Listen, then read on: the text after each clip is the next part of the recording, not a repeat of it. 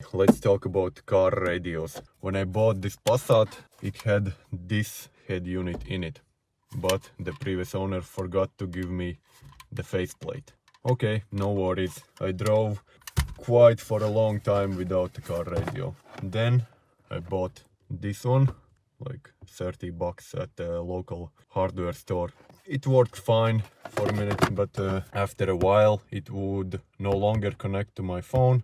I just took it out. And I've been driving without a stereo ever since. But today that's going to change because I have a new toy. It's an Atoto X10 floating head unit. It's supposed to be 1 DIN size, so it probably can fit in here, but we will just have to see. The wiring kit, that's for later. I just want to see the head unit. Now, hold on a bit. So here it is.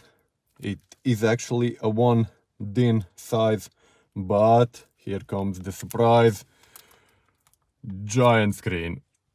I think that's gonna look pretty ridiculous in this old car. We're just gonna have to see how this works out. There is a chance that we can fit it in the standard location, but right now the steering wheel is in the way and I don't think I want a giant screen in front of my windshield.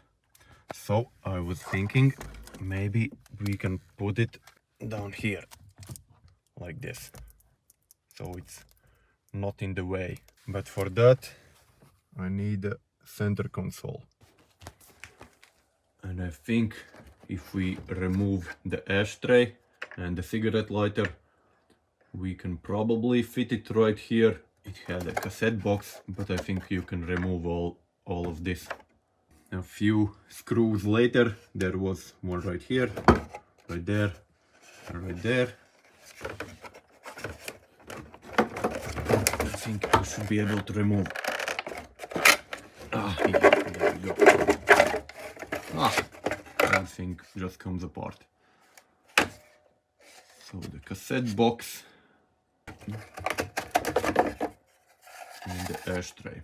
So now we need to find out if this size can fit this old radio frame, and looks like it fits perfectly. No wonder all the guys in the 90s were putting radios down in the center console, because it just fits there. Using a knife, I took out all of the parts that were in the way. Okay, it's in now, but we have a new problem. I can't bend any of the tabs down. No, I can, but they won't do much. Here I have no support, and back here none of the tabs are visible. Maybe rivet it right here. We will think of something. Currently we are right here.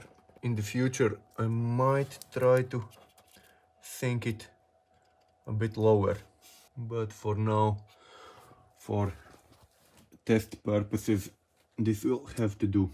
Previously this was filled with that cassette holder. I can put my phone in there, wallet, basically anything. How do I actually fit the center console? This looks removable.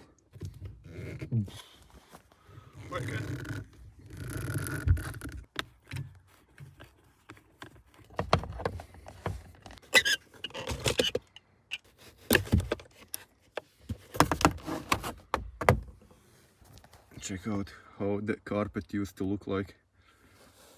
Nice and blue. Now it just looks gray. Yum. Maybe I can use the cigarette lighter wires. Or is that a bad idea? How about that? Had some trouble getting the console past this handbrake lever, so I removed the glove box, found a mouse nest. I am pretty sure that's how this center console was meant to go in there. This was just the mock-up. I need to grab the real one and we'll see if the radio even fits in there. I'm not exactly sure why, but I can't find the ignition wire. I can find the permanent +12 and the ground, that's fine, but apparently these cars never came with ignition plus. The real console is in. Radio frame sits pretty good in the center console. I just had to rivet it in so it was secure and not moving. Next one going in is the security frame.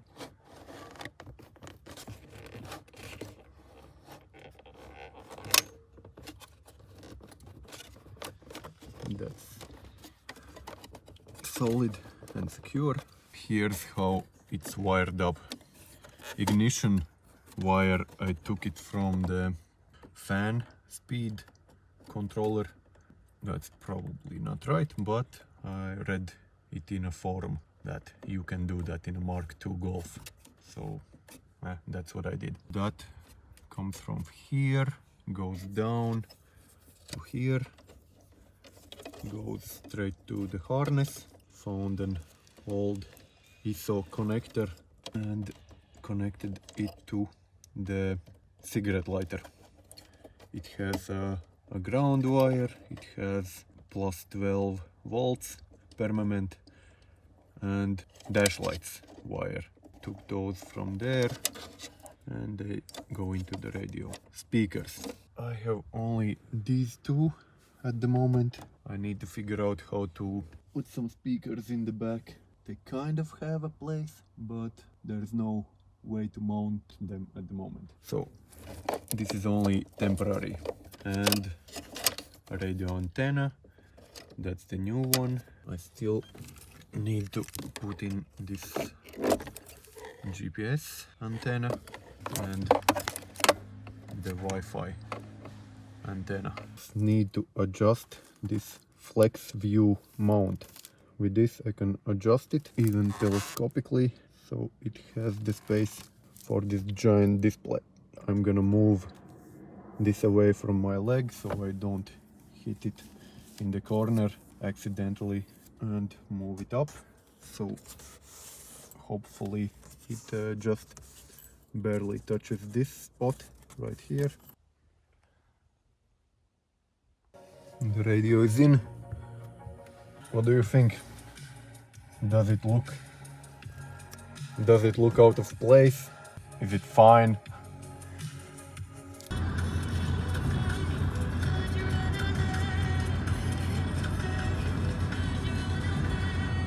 It's been a while. I've been driving around using the radio. Of course it has a bunch of features. It's an Android basically. You can just download stuff from Play Store, but I'm just using it as a CarPlay. I connect my iPhone to it. I recently started using YouTube Premium, which gives me YouTube Music. Usually in this configuration I have my Waze, I have my music, and that's it. Of course there's options for Android Auto if you don't use CarPlay. You can actually put a SIM card in this radio and use it like that. There's a bunch of features like AI assistant. I'm not gonna use that, that's not for me. If I had it connected to my Wi-Fi or phone hotspot, I could see the weather here, the map right here. I could use Waze or Spotify without using my phone, but it's just way too convenient for me to use it. I can't really say anything about the music quality because I'm playing through 40-year-old speakers and I only have 2 in my front doors. I will upgrade my speakers later, but not right now. What else can I tell about this radio? I like it. I think it suits the car well. I will keep using it. There is an option to put in a backup camera. Maybe I will explore that a bit later. The display is kind of too bright for me, so I put 2 shortcuts on my screen. So the brightness now is the lowest I can set, but there is an option to do this. So basically when I'm driving in the city, when I have street lights, I'm driving like this, and when I leave the city and there isn't any ambient light, I just press this and it darkens the screen completely. And another shortcut is a volume knob. I wish it had a physical knob somewhere, but what can you do? One more thing about the display. Like I said, I've got it turned down. I've got it turned way down, and I'm using this setting that removes the harsh blue tone from the display and gives a yellow tint. I think that suits way better for this car.